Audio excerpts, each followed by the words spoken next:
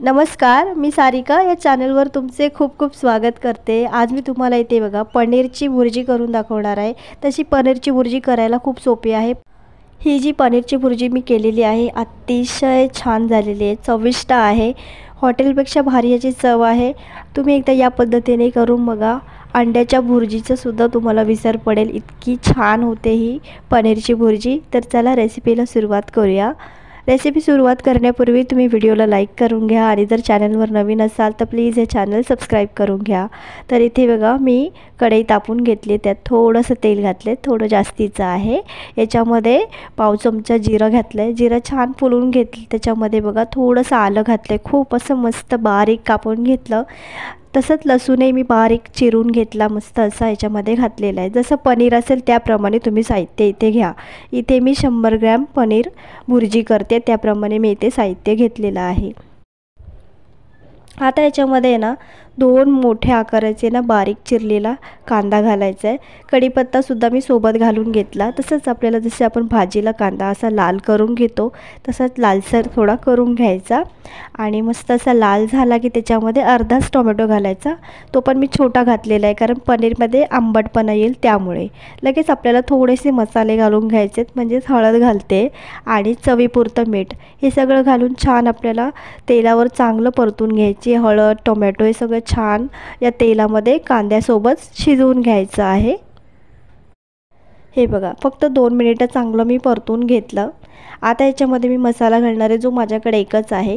तुम्ही जर लाल तिखट घालणार असाल ना त्याच्याबरोबर तुम्ही धणे पावडर आणि गरम मसाला थोडासा घालू शकता। तर इथे बघा मी मालवणी मसाला घातला 1 चमचा, अगदी थोडंसं पाणी घातलेलं आहे।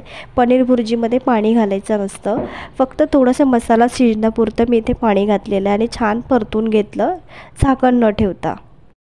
आता याच्यामध्ये ना एक किचन किंग मसाला येतो, गरम मसाला आहे, भाजीचाच आहे, तो घालायचा, फार छान चव येते। व्हेजमध्ये जर वापरायचा असेल तर तो मी 1 चमचाभर घातलेला आहे छोटा आणि थोडीशी कोथिंबीर घातली आहे।